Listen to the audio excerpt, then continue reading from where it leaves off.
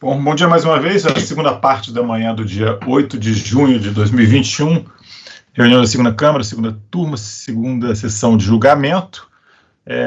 Tivemos na primeira parte, julgamento de dois processos.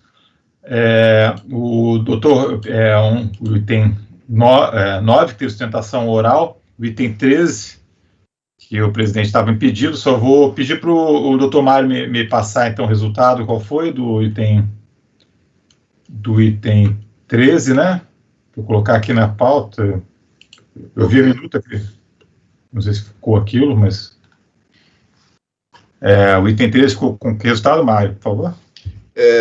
Renato. O item 13 ficou conhecer parcialmente o recurso, exceto quanto às alegações relativas à multa de ofício e juros de mora, e no mérito negar provimento, por unanimidade. Se for o item 13? 13. Tá. Então, vamos passar então ao item 1, agora o próximo, vamos retomar a ordem da pauta, com a palavra do doutor Martim Gerson. Agora a gente vai só sair um pouquinho do tema, né? É um processo de TR, né, Martim? Mas é só esse também que temos hoje, que temos nessa reunião de TR. Então, com a palavra, Martim, por favor. Bom dia a todos novamente, dando continuidade. O item 1 da contribuinte Silene José do Vale é um caso de TR bem simples, é um caso que onde já teve uma diligência aqui para essa turma, porque não havia no sistema a tela do CIPT, não havia no processo, perdão, a tela do CIPT. A única alegação aqui que existe é o VTN, não tem área ambiental. A diligência foi feita por determinação dessa turma, então, para que fosse juntado aos autos o documento que embasou o arbitramento pelo CIPT. E aí foi, então, feito o resultado da diligência, está na folhas 162 a 164, onde foi juntado o documento onde se verifica que, para o presente processo, bem como para o item seguinte da pauta, que é o paradigma, né, já adiantando que é o mesmo caso, foi utilizada a médias da ITR, né, como valor de arbitramento. Então, em razão disso, eu encaminho o voto no sentido de rejeitar a preliminar de nulidade, que foi a utilização dos dados do CIPT. Eu entendo que isso não acarreta nulidade e os dados do CIPT podem sim ser utilizados. No entanto, no tópico seguinte do recurso, eu verifico que, por não ser considerado a aptidão agrícola na informação do CIPT que foi utilizado, aí sim o CIPT no presente caso não seria aplicado. Então, especificamente a folha 163 tem a tela do CIPT para este exercício, e se verifica lá que é a média das DITR, né? Então, por não ser considerado o critério de aptidão agrícola, conforme artigo 12, inciso 2, da Lei 8.629 de 93, eu entendo que deve ser restabelecido o VTN declarado pela recorrente em sua DITR no valor de R$ 3.025.915, ou seja, R$ 749,34 por hectare, ao qual foi glosado pela autoridade fiscal. É apenas uma particularidade nesse caso aqui, que foi o seguinte: o contribuinte apresentou um laudo técnico para fiscalização, onde, arredondando o valor aqui, o VTN seria, digamos, R$ 1.500. E esse laudo não foi aceito. E em impugnação, ele pede que seja aceito o laudo, então é um laudo que fala em R$ 1.500, arredondando, né, 1.600 pode ser, mas só é superior. E esse laudo também não foi aceito pela DRJ, só que em todos os pedidos do recurso, ele pede o cancelamento do auto de infração. Inclusive, após a diligência, o contribuinte faz uma resposta à intimação dizendo que ele quer o cancelamento, tendo em vista que não tem aptidão agrícola. Então, ficou um pouco na dúvida, né, se deveria se restabelecer o VTN declarado ou se seria o caso de dar o valor do laudo. Eu entendi que, por estar na lide a questão do cancelamento do auto, né, e pelo próprio laudo, a DRJ e a própria fiscalização entenderem que ele não seria um laudo apto, né, eu entendo que estaria na lide, sim, a questão de restabelecer o VTN declarado. Então, eu estou restabelecendo mas talvez alguém entenda que seja o caso de aplicar o laudo, né? Mas meu voto é por dar provimento ao recurso de forma integral, cancelando, então, o lançamento. É como voto, presidente. Obrigado, Martim. Dúvidas, senhores? Eu estou na dúvida se você está dando provimento ao recurso, não é isso? Isto. Ele pede cancelamento da auto-infração, né? Seria caso de cancelar o auto. Deixa eu dar uma olhadinha aqui, presidente.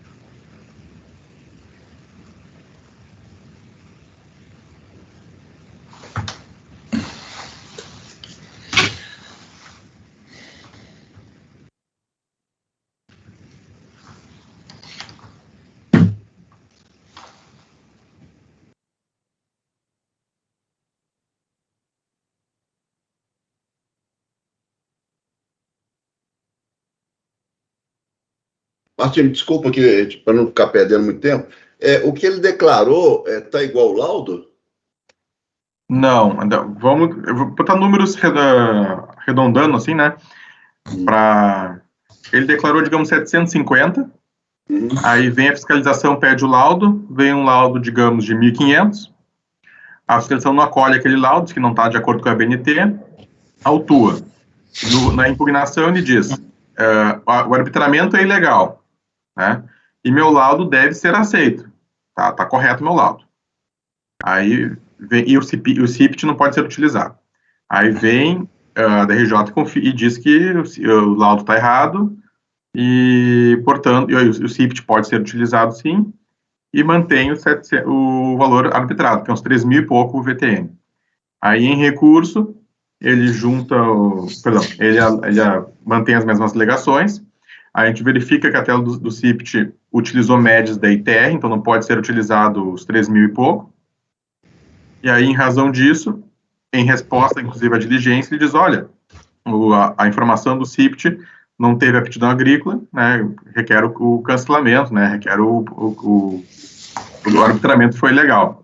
E aí eu estou dando provimento ao recurso para restabelecer o VTN declarado por ele. Mas haveria a dúvida, né, talvez já outros colegas podem entender que aplicar o valor do laudo. Eu acho que nesses casos, como assim, o laudo ele não está correto, né, se tivesse o laudo correto, a gente poderia aplicar o laudo, que seriam, digamos, 1.500.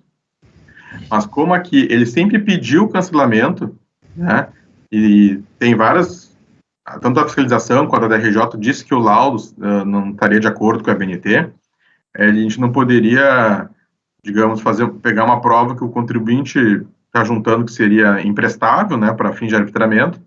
Então, por consequência, o laudo não ser bom acaba ajudando o contribuinte, no meu entender, porque ele acaba conseguindo restabelecer o VTN declarado. Você chegou a analisar o laudo aqui, ainda que não. Pontualmente? Porque o que acontece aqui, a gente teve embargos recentemente, né, da unidade preparadora, em função assim de...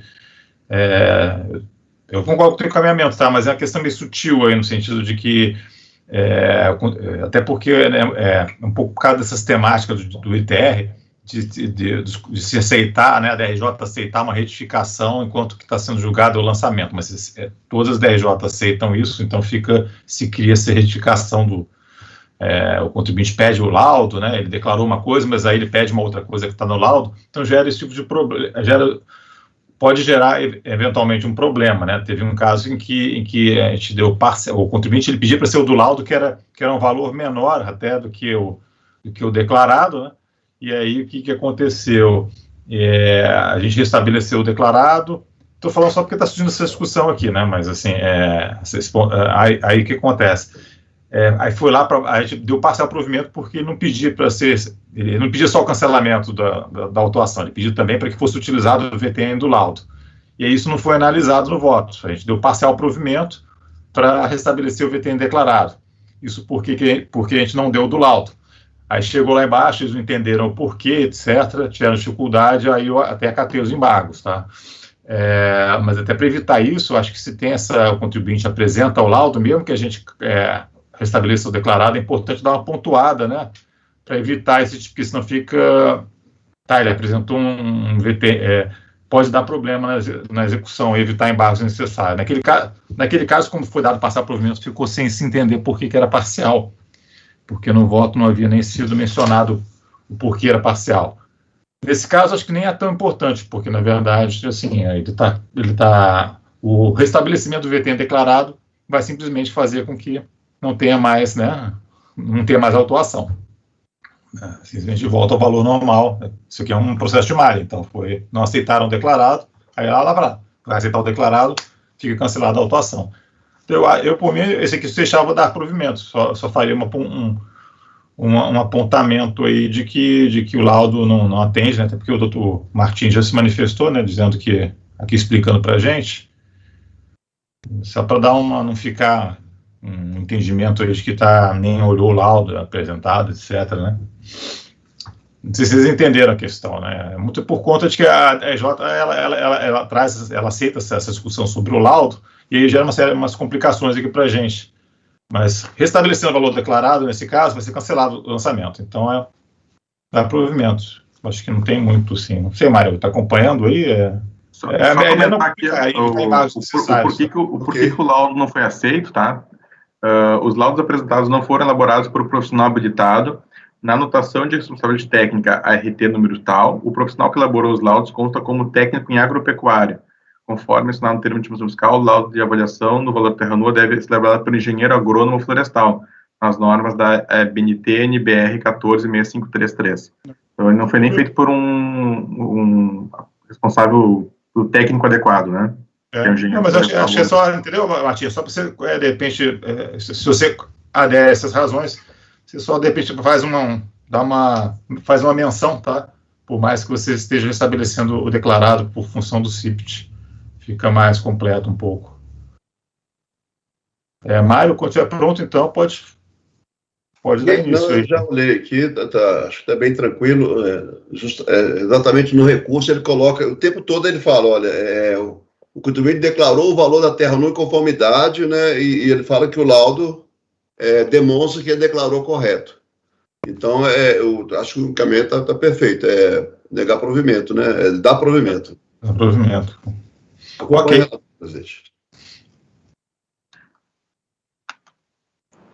Sara?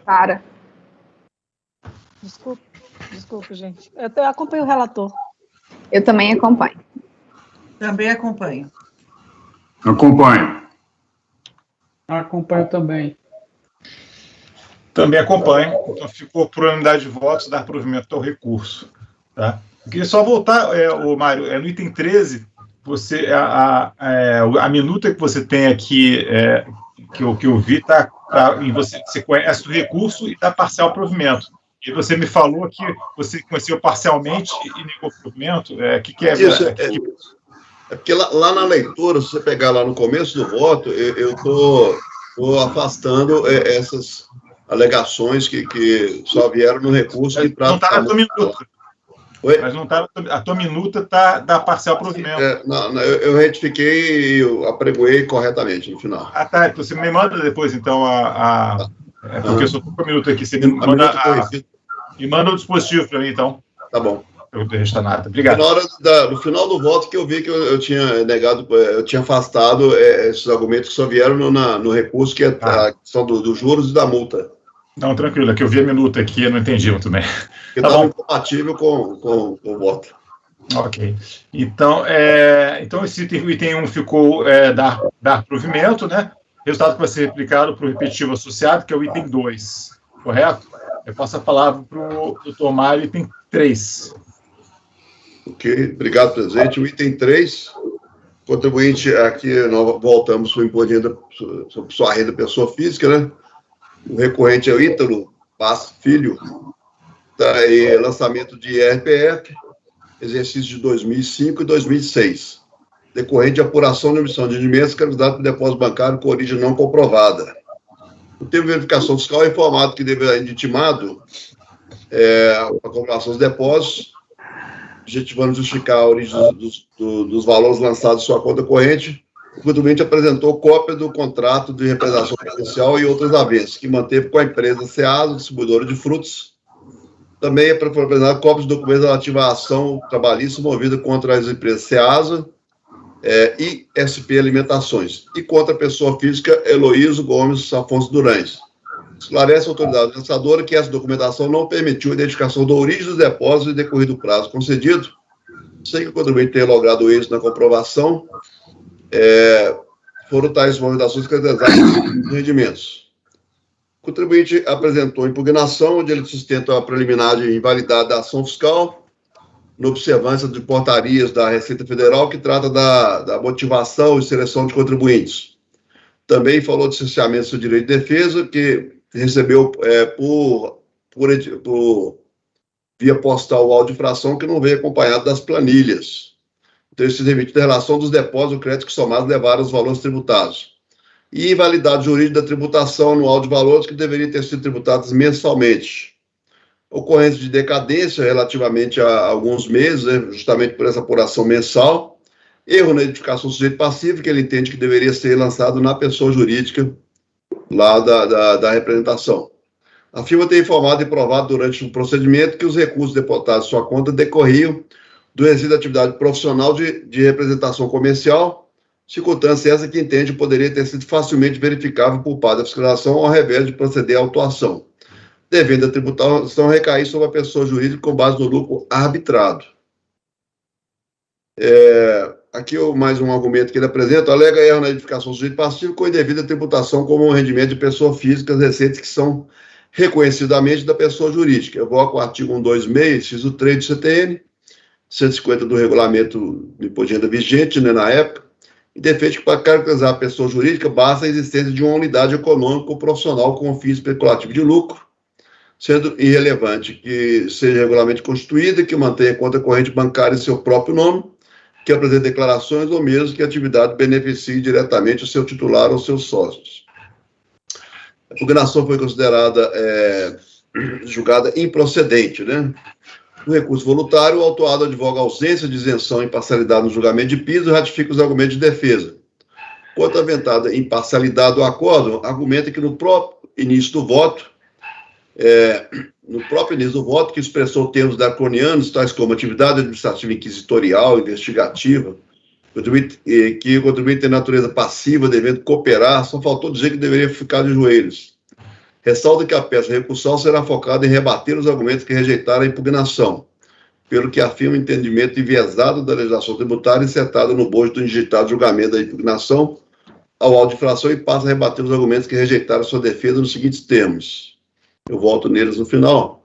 Finaliza o recurso afirmando que, apesar de ter agido de boa-fé e reconhecido a omissão de receitas, havida por lapso, o que teria sido plenamente e espontaneamente sanado no exercício posterior, não poderia tal ato lhe impedir prejuízo na sua defesa. O recurso é tempestivo, preliminar de decadência parcial do lançamento, depósito bancário de origem não comprovada, fato gerador de um 12 ano calendário. Aqui é aquela defesa dele que a apuração seria mensal, não. É consabido que o IRPF é tributo devido mensalmente, à medida que forem ser percebidas as antecipações sem prejuízo do ajuste anual, cabendo ao sujeito passivo a apuração e recolhimento dependente de prévio exame da autoridade, consumando-se o fato gerador em 31 de dezembro de cada ano calendário. Dessa forma, ocorrido o fato gerador mais remoto da presente atuação em 31 de 2005, a administração tributária teria prazo até 31 de 2010 para o lançamento do crédito tributário. Tendo sido autuado cientificado em 31 de maio de 2005, não há que se falar em decadência. Nulidades do procedimento, essencialmente de direito de defesa. Alega o recorrente de viabilidade da ação fiscal por não observância ao disposto de portarias da Receita que trata de seleção de contribuintes e planejamento. O que se refere a tais alegações, conforme já esclarecido na decisão recorrida, no processo fiscal, o litígio só vem a ser instaurado a partir da impugnação tempestiva. Nesse mesmo sentido, há que esclarecer que a seleção de contribuintes para procedimento fiscal parte da impessoalidade de acordo com o critério específico definido pela legislação tributária, visando identificar indícios de irregularidades que possibilitam maior isonomia, maior eficácia no lançamento. Os princípios do contraditório da ampla defesa estão garantidos aos litigantes, tanto no processo administrativo quanto no judicial. No processo administrativo, o litígio só vem ser instaurado a partir da impugnação tempestiva da exigente, na chamada fase contenciosa, não podendo se cogitar de preterição do direito de defesa antes de materializada a própria exigência fiscal por intermédio do auto de infração ou notificação. A ação é a fase pré-processual, ação fiscal, ou seja, é uma fase de autuação exclusiva da autoridade tributária, na qual os agentes imbuídos dos poderes de fiscalização verificam e investigam o cumprimento das obrigações e obtêm elementos que demonstram a ocorrência do fato gerador. A partir da lavatura do auto de infração, na hipótese de discordância, é que o contribuinte respaldado pelas garantias constitucionais passa a participar ativamente, inaugurando o processo administrativo de exigente do crédito tributário, apresentando sua impugnação. Sem razão, portanto, a alegação de nulidade. Da mesma forma, quanto ao cessamento de direito de defesa, sobre a afirmativa de que não lhe teriam sido fornecidos juntamente com o auto todas as peças.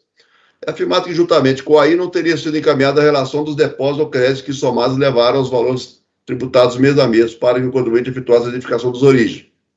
Analisando esses mesmos lançamentos, assim se pronunciou a autoridade julgadora. Não pode ser acolhida por essa julgadora a alegação de que não foi encaminhada ao contribuinte a relação dos depósitos ou créditos que levaram aos valores mensais apurados, de modo que pudesse identificar a origem. Note-se que os valores mensais indicados, constante do TVS, recebido pelo contribuinte em 31 de maio de 2010, conforme reconhece em sua defesa, estão desmembrados na planilha que acompanha o termo de intimação fiscal recebido em 26/2 de 2010. Os outros fundamentos acima reproduzidos, é de fato acusação que as folhas 160 a 164 foi o então fiscalizado devidamente instado por meio do termo de infração fiscal de folha 160 a comprovar, mediante documentação abidônea, coincidente de dados valores, as fontes de recursos que deram origem aos depósitos de créditos mantidos junto à agência do Unibanco. Anexo ao referido termo de infração foi encaminhada a planilha, folha 164, onde consta relacionado todos os depósitos com utilização de dados e valores os quais deveriam ser comprovados. Em atenção à intimação, foi apresentado pelo contribuinte o expediente de folha 166 e 67, onde afirma que os créditos depositados em sua conta seriam recebimento contra a prestação de serviço que prestou. Tais fatos deixam por demais evidente que o autuado tinha total conhecimento dos valores que ensejaram a autuação e, diferentemente do alegado, antes mesmo do recebimento do AI, já possui em mãos a relação dos depósitos ou créditos que somados levaram aos valores tributados. Verifique que todos os documentos que basaram a autuação foram juntados ao processo, incluindo as planilhas de diferença apuradas e os extratos bancários. Também é fato que tais documentos encontrados à disposição do contribuinte, inclusive para a extração de cópias.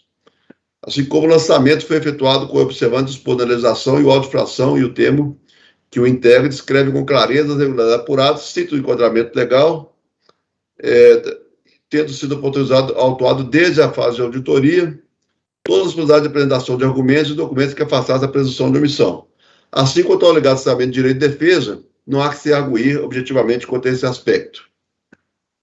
Mérito. O contribuinte alega erro na identificação do direito passivo com indevida tributação como rendimento de pessoa física, as receitas que seriam decorrentes da atividade de pessoa jurídica. Advoga que para caracterizar basta a existência de uma unidade econômica.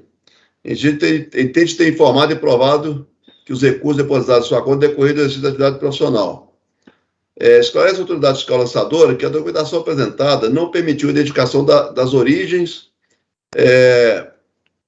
da origem dos depósitos, limitando a apresentação de contrato de representação comercial e documentos relativos à ação trabalhista sem a necessária vinculação e individualização dos valores. Relevante se fazer um histórico aqui, eu estou fazendo história da tributação com base no artigo 42, né? Cito a súmula CARF número 26, que trata aqui da presunção dispensa o fim de comprovar o consumo da renda apresentada, sem origem comprovada, e embora regulamento intimado para comprovação da origem, Limitou-se o contribuinte a alegações sem apresentação de documentação hábil e idônea e robusta que amparasse tais argumentos. O recorrente foi devidamente advertido durante o procedimento quanto às implicações resultantes do não atendimento das intimações para comprovação das origens. Também por ocasião do julgamento de piso, a expressa afirmação de que, em conformidade com a legislação de regência, a omissão, relativa à omissão, o ônus da prova é exclusivo do contribuinte. Não trouxe aos autos qualquer elemento comprobatório que sustentasse suas afirmações de que os depósitos bancários levantados seriam decorrentes de atividade profissional de representante comercial, limitando-se a meras alegações. Aqui o reproduzo parte do acordo que trata dessa questão. O interessado não logrou comprovar durante a ação fiscal ou na fase impugnatória que os depósitos bancários levantados são decorrentes de sua atividade profissional. Enquanto presentes as mesmas inconsistências que levaram a autoridade julgadora a não considerar as alegações apresentadas. Também deve ser novamente pontuado que a necessária individualização em relação entre cada um dos depósitos e orações é ônus atribuído pela lei ao fiscalizado. Como não apresentou os elementos necessários para comprovar suas movimentações, a autoridade tem o poder e dever de lançamento. E, no final, pontuou que as decisões administrativas e judiciais que ele trouxe aos autos não têm natureza de norma complementar e não vinculam esse conselho. Pelo exposto, eu voto por conhecer do recurso no mérito e negar-lhe o provimento. Ok, colegas, dúvidas? Martinho? Eu acompanho o relator. Acompanho também. Eu também acompanho. Também acompanho. Também acompanho. Acompanho. Também acompanho. Então, ficou negar provimento, por unanimidade de votos, para o item 3. Item 4, Mário. Obrigado, presidente. Esse item 4, o contribuinte Álvaro José Caires Peixoto, ele é um item um pouco mais complexo, que a defesa é muito cheia de detalhezinhos, então tem que fazer uma leitura com mais calma. Então, lançamento de imposto de pessoa física relativo ao exercício de 2005, decorrente da apuração de omissão de rendimentos caracterizados por depósitos bancários com origem não comprovada. Esclarece a autoridade fiscal lançadora que o contribuinte foi inicialmente enviado o termo de início ao contribuinte por via postal. Entretanto, a correspondente retornou dos Correios com o informe de que o destinatário havia se mudado. Foi assim fixado edital na sede da repartição para efeito de ciência do termo de início. Após o prazo para o cumprimento do termo de início e não sendo apresentados os documentos, foi lavrado o termo de intimação, cuja ciência se deu novamente por edital. Mais uma vez, não houve manifestação fiscalizada. Foi realizada a diligência junto ao local do domicílio, cadastrado junto à Receita, sendo informado pelo porteiro que o contribuinte tinha um apartamento, mas havia sido vendido e o mesmo não residia no local. Concedeu-se a lavatura do termo de embaraço, também com ciência, por edital e posteriormente elaborada a solicitação da RMF. De posse da RMF foram adotados os seguintes procedimentos.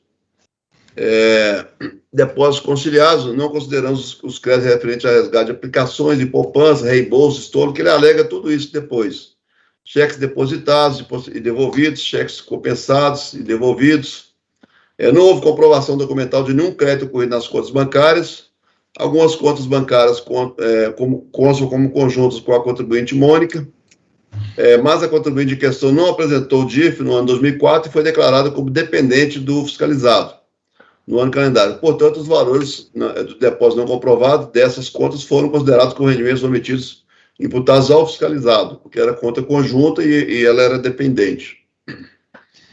Ciente do lançamento, o contribuinte apresentou impugnação, onde alega preliminar de cesseamento de direito de defesa, julgamento que não foi regularmente intimada a fim de comprovar, mediante documentação hábil e idônea, a origem dos recursos utilizados nessas operações e não teve a oportunidade de prestar os esclarecimentos necessários durante o procedimento de auditoria fiscal, acarretando nulidade do lançamento, uma vez que somente teria sido intimado por edital, por entender que tais esclarecimentos certamente impediriam o lançamento da auditoração. Em sequência, apresenta tópicos intitulados da indevida presunção da omissão de receitas, da comprovação da movimentação financeira, dos valores inferiores a R$12.000, da inexistência de acréscimo patrimonial, possibilidade de aplicação da multa do percentual de 75% e afastamento da cobrança dos juros mediante taxa Selic. A impugnação foi julgada parcialmente procedente e decidiu-se pela exclusão de alguns dos valores que integravam o lançamento tributário, que se considerou devidamente comprovados de origem.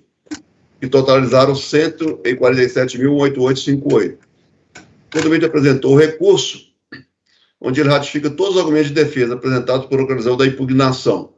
Inova ao suscitar preliminar de nulidade por suporta quebra indevida do sigilo bancário sem autorização judicial. Na continuidade, ele entende como devidamente demonstrada a origem de seus depósitos e afirma: assim, se a fiscalização tinha ciência das operações da origem do destino dos depósitos, não poderia simplesmente desconsiderar as informações constantes dos estados bancários e na DPF do recorrente, alegando ausência de comprovação de depósito e omissão de receitas.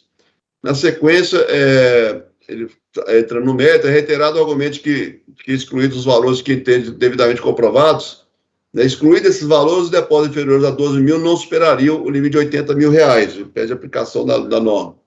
E volta a divulgar a impossibilidade de aplicação da multa no percentual de 75%. Passo por voto, presidente. Recurso é tempestivo e eu estou afastando parte dele por questão de argumentos não citados. O recurso é tempestivo, não obstante, deve ser parcialmente conhecido devido ao fato que inova em suas razões de defesa ao arguir preliminar de nulidade por suposta quebra indevida de sigilo bancário, sem autorização, matéria não questionada por ocasião da impugnação. Preliminar de nulidade, processamento de direito de defesa. Suscita o recorrente em preliminar a nulidade, afirmando que as intimações do início do procedimento e para comprovação das origens se deram em seu endereço antigo, que tal fato era de conhecimento da própria Receita, o que impossibilitou de esclarecer todas as dúvidas da situação. Assevera que teria comunicado sua alteração de endereço mediante entrega da DIRPF de 2008, em 30 de abril de 2008, onde consta no campo o endereço considerado seu novo endereço. Contesta a afirmação constante da decisão de piso, de que somente teria informado a Receita o novo domicílio em 29 de abril de 2009, com a entrega da DIRPF de 2009. Entende evidente preterição ao direito ao contraditório e ampla defesa, porque mesmo após a comunicação de alteração do endereço, foram expedidas intimações do endereço antigo, restando infrutíferas tentativas, onde não lhe teria sido efetivamente garantido o direito de apresentar as devidas comprovações e esclarecimentos. Assim, a autuação por presunção seria incabível, exatamente porque não teria sido regularmente intimado, a fim de comprovar, a medida de documentação hábil e idônea, a origem dos recursos. Esses argumentos, também citados por ocasião da apresentação da impugnação, foram afastados no julgamento de piso, mediante os seguintes argumentos. Aqui eu vou reproduzindo alguns. Conforme demonstrado no estado de julgamento acima reproduzido, houve várias tentativas de intimação do então fiscalizado no domicílio fiscal por ele indicado em suas declarações do IRPF. Afirma o recorrente que teria comunicado sua alteração de endereço mediante entrega da DIRPF 2008. Tal afirmação é expressamente contestada pela autoridade julgadora de piso, nos seguintes termos. Cabe reafirmar que até então o contribuinte apresentara as declarações de ajuste anual 2006-78 sem qualquer indicação de mudança de domicílio fiscal. Ocorre que o recorrente somente anexou aos autos o referido extrato do processo de orçamento 2008, mesmo que devidamente contestada a sua alegação de que teria promovida a alteração da redação na DIRPF 2008. Curiosamente, juntamente com o recurso, o contribuinte anexa a cópia das DIRPF relativa a 2005, 6 e 7, mas não anexou aos autos a declaração onde alega ter promovido a alteração cadastral relativa ao seu endereço domicílio fiscal, limitando-se ao já citado extrato de processamento. Deve ser consignado que as fichas cadastrais das diversas contas correntes mantidas pelo autuado apresentam distintos endereços do contribuinte em períodos simultâneos, o que evidencia o fato de que possuía efetivamente várias indicações de domicílio. Merece de destaque a procuração de folha 205, lavrada em 10 de 10 de 2003, onde o contribuinte já naquela data declara-se residente na cidade de Tibau do Sul. Ou seja, o contribuinte já era possuidor de endereço da representação do Estado do Rio Grande do Norte, mas continuou apresentando suas declarações de RPF, indicando como seu endereço residencial a Avenida Ibijaú, número 355, em São Paulo. Mesmo endereço para onde foram encaminhados o termo de início de declaração e demais termos de intimação, por se tratar do domicílio fiscal eleito pelo sujeito passivo. Tudo conforme previsto nas normas reguladoras do processo administrativo fiscal. É devido ao contribuinte manter atualizados seus dados cadastrais, sendo regular a intimação encaminhada ao endereço constante nos cadastros da FB como domicílio fiscal, apontado pelo próprio autuado em suas declarações. Não se encontrando, portanto, presentes situações que sejam a requerida nulidade do lançamento, sem razão se o recorrente quanto à arguição de nulidade. Alegações de depósito bancário não geram presunção de renda, Aqui eu já reproduzo, eu trato aqui dessa tributação, né? E cito a súmula CARF, que trata especificamente a 26, que fala que a presunção estabelecida no artigo 42, né, dispensa o físico comprovar o consumo da renda representada pelos depósitos de origem comprovada. Aí passa para questões de mérito, aí ele traz alguns pontos aqui que ele apresentou na impugnação e volta ao recurso. Operação de câmbio, ele afirma que na impugnação teria comprovado que os ingressos no montante de R$ 3.250 e R$ 8.900 nas contas do Banco do Brasil e do Unibanco, respectivamente, referiam-se a valores transferidos de sua conta bancária em Portugal. Assevera que a decisão de piso desconsiderou suas alegações sob o argumento que uma das transferências seria para a conta da empresa VBC, que não é o sujeito passivo da autuação, e que a transferência do Unibanco não apresentava coincidência em datas e valores com aquela objeto da autuação. Assim, defende que não merece reparo a decisão de piso. Quanto a tais valores, onde se destacou que a transferência de R$ 2.500 não deve ser considerada, posto que o valor foi depositado na conta da pessoa jurídica VBC, não se prestando a justificar a movimentação bancária do autuado, mesmo que sócio da referida empresa. Quanto ao valor de R$ 8.900, o documento apresentado é uma autorização de transferência destinada à agência do Banco Espírito Santo, situada em Portugal, datado de 8 de janeiro de R$ 2.500 para a conta do contribuinte no Unibanco. Mas, conforme apontado no julgamento de piso, nem as datas da transação do Unibanco, nem os valores das operações coincidem, sequer são próximas. Veja que a ordem é datada de 8 de janeiro de 2004 e o valor contestado foi movimentado na conta mantida junto ao banco em 19 de janeiro de 2004. No outro giro, tal documento, está na folha 334, trata de duas transferências, ambas no valor de R$ 2.500, ou seja, de mesmo valor. O recorrente quer justificar depósito de valores reais muito distintos, R$ 3.250 e R$ 8.900, como se ambas correspondessem a R$ 2.500 cada nas respectivos dados. Mantida assim a presunção de omissão de rendimentos relativa a tais depósitos. Crédito e salários. Alega o recorrente vínculo de emprego com a pessoa jurídica meses, com vencimentos mensais devidamente declarados em sua de IPF que totalizaram 57.200 e imposto retido na fonte de 13.500. No julgamento de piso, foram considerados como devidamente comprovados os valores de salários constantes de extratos bancários do Banco Unibanco e corroborados por extratos da folha de pagamento da fonte pagadora, relativos aos 9 depósitos em conta corrente do contribuinte sob a rubrica crédito e salário, que totaliza 45.653, valor esse que foi excluído do lançamento. Entretanto, aduz o contribuinte que, apesar da decisão ter reconhecido que parte dos valores refere a depósitos e salários, o acordo não teria se atentado a todos os depósitos ativos e salários, contando os autos. Nessa linha, apresenta planilha discriminativa de valores, onde aponta, entre outras informações, datas dos aventados depósitos, valores e localização, onde se encontrariam discriminados. Tal planilha discrimina 11 depósitos e que totalizariam 50.389,56. Requer que seja considerada a totalidade desse valor, não somente os 45.000. Ocorre que, compulsados os extratos constantes das folhas 59 a 63, apontados pelo recorrente, verifica que constam exatos 9, não 11 depósitos em conta corrente do contribuinte sob a rubrica crédito e salário, que totaliza 45.653 já excluídos do lançamento, e não 50.389, conforme requerido. Considerando que já houve a exclusão da autuação do valor estimamente apurado como crédito e salário, também sem razão o recorrente contra tal pleito. Aqui no contrato de mútuo, ele apresenta o mútuo com 2 empresas e uma pessoa física.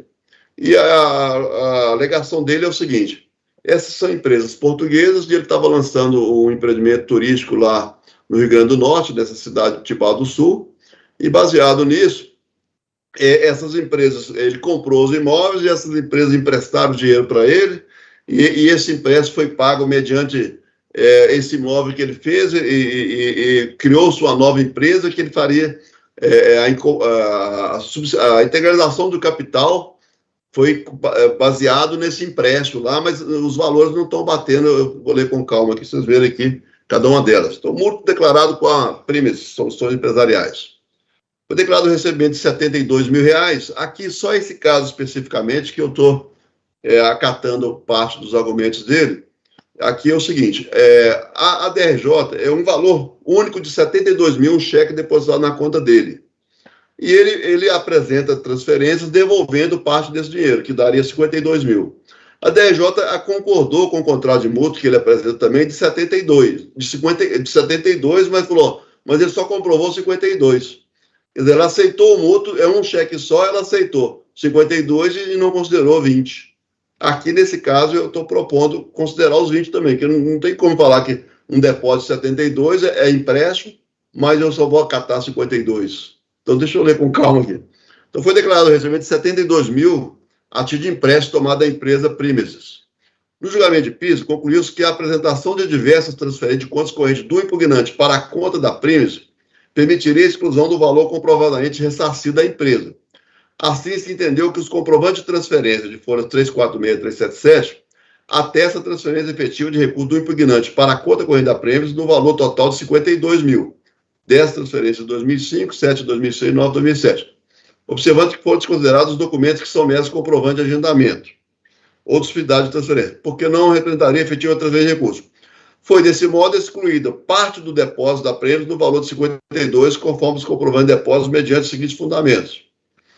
Eu vou ler essa parte. A respeito do depósito de 72 mil feito pela empresa, como identificado no extrato de conta bancária, mesmo desconsiderado o valor probante do contrato de mútuo, que sequer está assinado pelo alegado mutuante, fato inusitado de obrigações contratuais bilaterais, a apresentação de diversas transferências de contas correntes do impugnante para a conta corrente da Primeses permite a exclusão do valor comprovamente ressarcido da empresa. Os comprovantes de transferência atestam a transferência efetiva de recursos para a conta corrente da Primeses no valor total de 52 mil. Observando que, desconsiderados os documentos que são meros comprovantes de agendamento, ocorre porque não representavam efetiva transferência.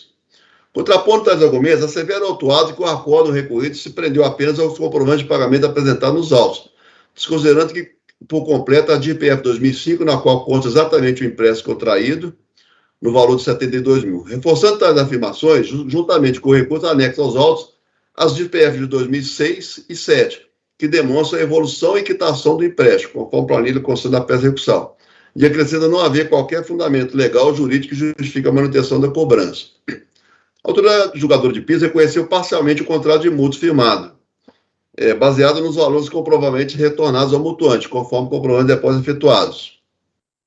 Considerando que foi reconhecido no julgamento de piso a natureza de mútuo de parte do valor da TED de 72 mil, efetuado em 20 de nove de 2004, na conta bancária do autuado, assim como a comprovação de depósito a título de pagamento da dívida e a vista das declarações de IRPF do exercício 2005, 6 e 7, onde consta declarada a dívida e a sua evolução/extinção, entendo pela exclusão do valor remanescente de 20 mil da base de cálculo do lançamento.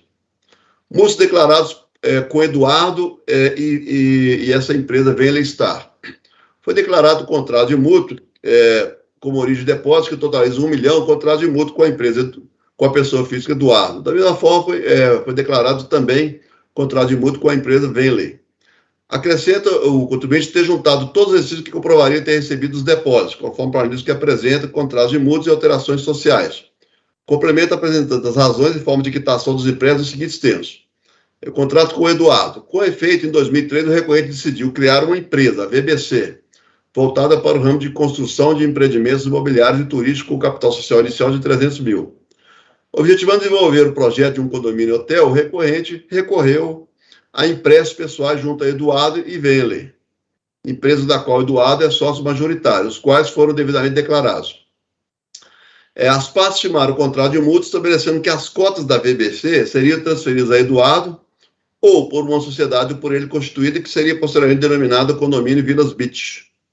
O mutuário liquidará a dívida, hora contraída, por meio da transferência de cotas entregadas da empresa VBC, no valor idêntico ao valor do empréstimo concedido, até o prazo limite de 30 de junho de 2005, cujo capital adequará em conformidade e transmitirá ao mutuante ou à sociedade em constituição. E foi exatamente isso que ocorreu. Isso tudo é o relato dele, né? Em 4/5, o recorrente cedeu R$ 874,71 mil e valores aí, de suas cotas da empresa VBC à empresa Vilas Beach, cujo sócio majoritário é exatamente o senhor Eduardo. Em 5/2005, novamente cedeu à empresa Vilas Beach 289.430 de suas cotas da VBC. Vê-se, portanto, que o valor total cedido ao senhor Eduardo perfaz o valor de R$ 1.160.000, que é exatamente o valor objeto do empréstimo, que, por sua vez, foi declarado na DIPF 2004. Dessa forma, não há como negar que a origem dos depósitos foram comprovados e que Todo esse valor foi pago pelo recorrente através das cotas da sociedade VBC, do qual é sócio. Logo, não houve omissão de receita. O empréstimo com a Venley Star. A situação ocorrida nesse caso é muito parecida. Firmou o contrato de mútuo com a Venley e ficou acertado um empréstimo do valor máximo de 150 mil, concedido como adiantamento de futura participação societária na empresa VBC. Do montante, 132.500, que efetivamente ingressaram na conta bancária do recorrente, 122.274, devidamente declarados na DIPF 2004, foram quitados por meio de concessão de cotas da empresa VBC, da qual o recorrente é sócio. Esse fato também é comprovado por meio de recibo e declaração anexo, e a operação foi devidamente informada na DIPF. A diferença entre o total recebido, 132, e o montante declarado, 122, exatamente 10 mil, foi recebida pelo recorrente como adiantamento para efetuar o pagamento de prestação de um terreno comprado pela empresa Venley, como será detalhado no tópico a seguir. Conforme destacado no julgamento de piso, em todos os depósitos cuja declarada origem seriam os contratos de mútuo, não há qualquer indicação dos depositantes, o que implica na ausência de efetiva comprovação da origem. Tal situação é facilmente constatável à vista dos respectivos dados bancários, tratando de depósitos efetivados em dinheiro, transferências eletrônicas ou ordens de crédito, DOC, mas todas sem identificação do depositante, o remetente, conforme se pode conferir nos extratos de folhas, aí estou citando elas, né? Pontos comuns são identificados nos dois contratos apresentados pelo contribuinte, onde, que pese os expressivos valores envolvidos, não há reconhecimento de firmas em cartório, de forma a se atestar pelo menos a efetiva data de assinaturas, não foram os instrumentos registrados em cartório e sequer consta a participação de testemunhas.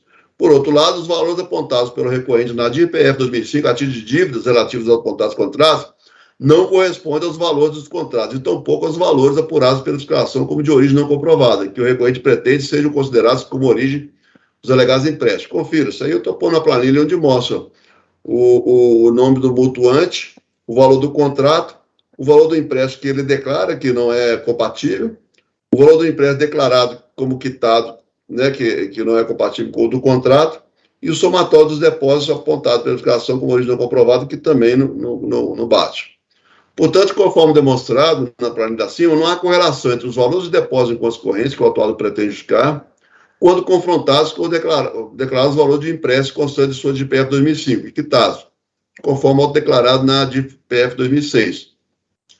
Outras duas questões relevantes devem ser pontuadas. A primeira é o fato de que a liquidação dos alegados empréstimos se deu mediante sucessivos aumentos do capital social da pessoa jurídica, que o autuado era sócio majoritário e administrador, a VBC, e simultânea cessão de cotas ao mutuante. Ocorre que tais aumentos de capital foram integralizados pelo autuado, senhor Álvaro, em sua maior parcela em espécie, moeda corrente, sendo 816 mil em 1º de abril de 2005, segundo consta dos respectivos instrumentos de alteração contratual. Entretanto, não foi apresentada qualquer comprovação de tal movimentação financeira em espécie. Consoante esclarecido a luz, a necessária visualização em relação entre cada um dos depósitos, orações, origens e ônus, é ônus atribuído pela lei ao fiscalizado, cabendo-lhe assim trazer os autos, elementos hábeis e donos que comprovem sua justificativa. Verifico que os documentos acostados referentes aos supostos empréstimos pecam pela sua generalidade e ausência de publicidade, tratando de registros produzidos pelo próprio contribuinte e envolvidos, sem qualquer comprovação de temporalidade ou efetiva vinculação aos depósitos cuja origem se pretende justificar com tais modos. Destaco ainda o fato de que as declarações de quitação dos efeitos de empréstimo, acostadas às folhas 382 e 427, foram assinadas em agosto de 2009, ou seja, em data posterior ao encerramento do procedimento de declaração, e são os únicos documentos firmados entre as partes que se apresentam com reconhecimento de firma em cartório. Baseado em todas essas evidências, tem como correta a manutenção dos valores constantes desse tópico como de origem não comprovada. Alegação de valores recebidos para pagamento em nome de terceiros e para pagamento de terceiros. Ele fala que a empresa mandava dinheiro para ele saldar contas das empresas, em nome de terceiros ou para terceiros. Afirma o recorrente que parcela expressiva dos valores depositados em suas contas teria como destinação o pagamento de valores em nome de terceiros, especialmente a pessoa jurídica na qual figura como sócio administrador, e uma outra pessoa jurídica da qual sequer atua como sócio ou administrador. Presente os seguintes argumentos. Durante o julgamento de piso, entendeu-se como inaceitável a alegação de que o contribuinte recebeu em suas contas bancárias recursos de terceiros, pessoas jurídicas, para que fosse paga a despesa dessas pessoas.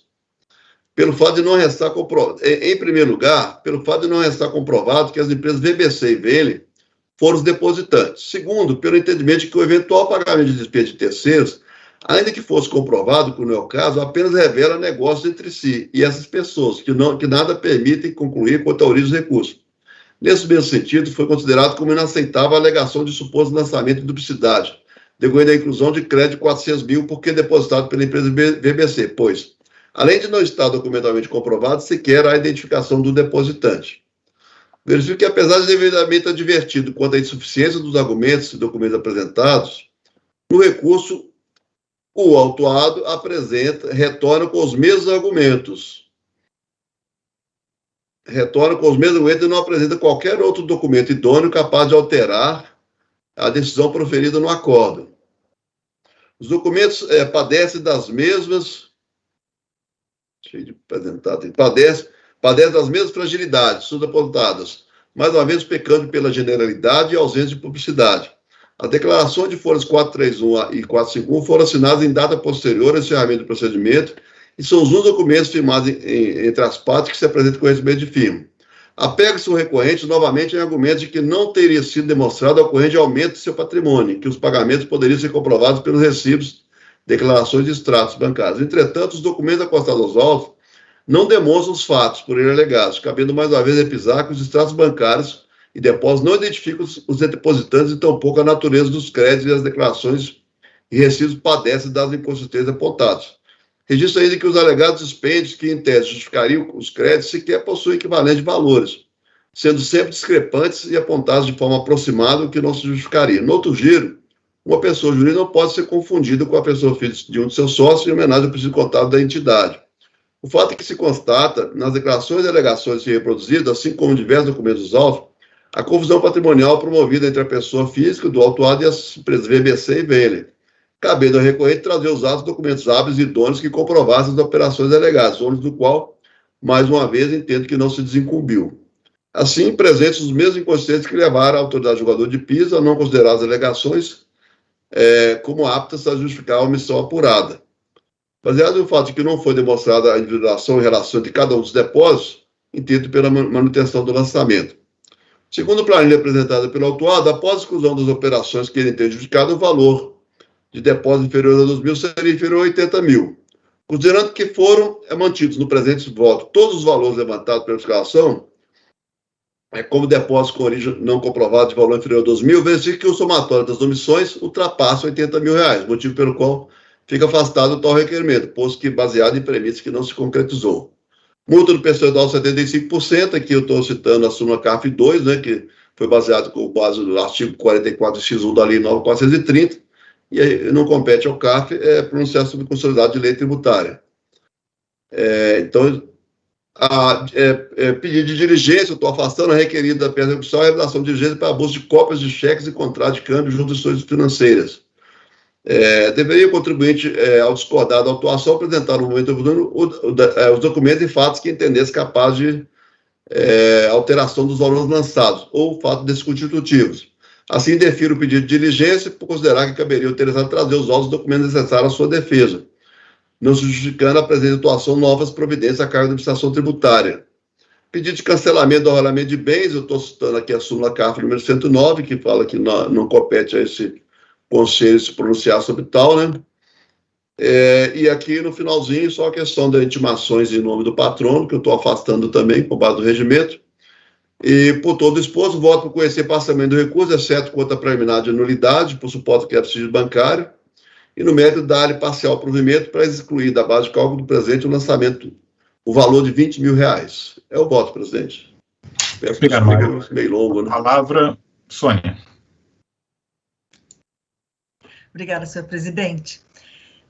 Conselheiro Mário, eu só queria esclarecer a respeito desse mútuo de 72 mil reais. Eu estava analisando aqui os autos, abri nas folhas 343, o contrato apresentado não é nem assinado, né? Mas a DRJ acatou e entendeu, eu vi aqui na decisão, ela entende que era mútuo. E ela entende que 52 mil reais foram efetivamente transferidos. Eu não entendi esses outros 20 mil, não tem prova desse pagamento dele, né? Dessa devolução do mútuo. Exatamente, professor. Não há provas. Qual foi a minha linha de pensamento aí? O depósito é um único, é uma TED no valor de R$72 mil. Essa TED ele justifica como um mútuo havido dessa empresa, DataSys, né? E é um único depósito. E aí ele apresenta um contrato não assinado e também o comprovante de pagamentos parciais até R$52 mil. Então, a delegacia de julgamento acata parcialmente aquele depósito como empréstimo e parcialmente não, sendo que está declarado nas 3 declarações de IPF dele, nos 3 anos, a involução desse empréstimo, vamos dizer assim, e a quitação. Eu tenderia a não aquitar nada, mas para mim era receber. Ela falou, olha, esse depósito de 72 mil, parte é empréstimo e parte não é empréstimo, eu acho que fica meio inconsistente esse argumento.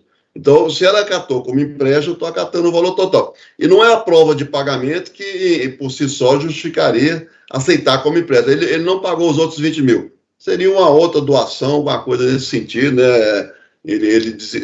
Não seria doação, né? Seria desistência lá da dívida, né?